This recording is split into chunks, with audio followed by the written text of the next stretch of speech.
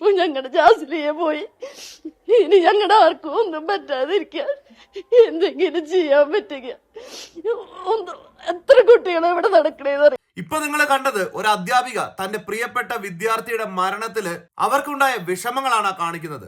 അത് മനസ്സിൽ നിന്ന് വരുന്ന ഒരു മാതൃത്വത്തിന്റെ കരച്ചിലാണ് നിങ്ങൾ കേൾക്കുന്നത്. അതിനപ്പുറം സാധാരണക്കാരായിട്ടുള്ള ഒരാളുടെ നീതിക്ക് വേണ്ടിയിട്ടുള്ള കരച്ചിലായിട്ട് വേണം നമ്മൾ അതിനെ കാണാനായിട്ട്. കാരണം കഴിഞ്ഞ 28-ാം തീയതി അങ്കമാലിയിൽ വെച്ച് നടന്നിരിക്കുന്ന ഒരു അപകടത്തിൽ മരണപ്പെട്ട ജസ്ലിയ എന്ന് പറയുന്ന 19-കാരിയുടെ അധ്യാപികയുടെ കരച്ചിലാണ് നമ്മൾ കണ്ടത്. ഇനി ജസ്ലിയനെ കുറിച്ച് പറയുകയാണെന്നുണ്ടെങ്കിൽ അങ്കമാലി മോർണിംഗ് സ്റ്റാർ കോളേജിലെ വിദ്യാഭ്യാസം നടത്തുന്ന, നല്ല രീതിയിൽ പഠിക്കുന്ന, സ്പോർട്സിലും മറ്റും ഒരുപാട് കഴിവ് തെളിയിച്ചിട്ടുള്ള, സാധാരണ ഒരു കുടുംബത്തിൽ ജനിച്ച് ജീവിച്ച് മാതാപിതാക്കളെയും സഹോദരങ്ങളെയും ഒരുപാട് സ്നേഹിച്ച് വിദ്യാഭ്യാസത്തിന് ശേഷം ബാക്കിയുള്ള സമയങ്ങളിൽ ഡോമിനോസിൽ ജോലിക്ക് പോയിട്ട് ജീവിതത്തിൽ ഒരുപാട് കഷ്ടപ്പെട്ട് ജയിക്കാനായിട്ട് ഒരുപാട് പാടുപെട്ട ഒരു പെൺകുട്ടിയാണ് ഇന്ന് ലോകത്ത് നിന്ന് വിട പറഞ്ഞിരിക്കുന്നത്. ഇന്നലെ ആയിരുന്നു ജസ്ലിയയുടെ മരണാനന്തര ചടങ്ങുകൾ നടന്നത്. 4 പേർക്ക് അവളുടെ അവയവങ്ങൾ ദാനം ചെയ്തതിലൂടെ അവൾ അവർക്ക് ജീവൻ നൽകിയിട്ടാണ് പോയത്. പക്ഷെ ഇപ്പോഴിവിടെ പറയാനുള്ളത് നമ്മുടെ കേരള പോലീസിനോടും ആഭ്യന്തര വകുപ്പിനോടുമാണ്. ഒരു ഡോക്ടർ എന്ന് പറയുന്ന ഒരു പരനാറി, ഡോക്ടർ ആകാൻ ഒരു യോഗ്യതയും ഇല്ലാതെ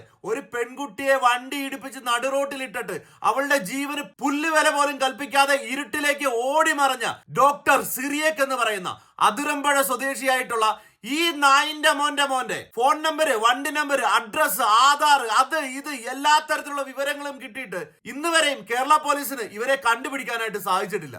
ഇന്ന് കേരള പോലീസ് ഇവനെതിരെ ലുക്കൌട്ട് നോട്ടീസ് പുറപ്പെടുവിച്ചിരിക്കുകയാണ് ഒരാഴ്ചയ്ക്ക് ശേഷം. അതിനോടൊപ്പം തന്നെ ഇന്ന് ഇവൻ മുൻകൂർ ജാമ്യത്തിനായിട്ട് കോടതിയെ സമീപിച്ചിരിക്കുകയാണ്. ഈ മുൻകൂർ ജാമ്യം ഇവന് ഒരിക്കലും ലഭിക്കാൻ പാടില്ല.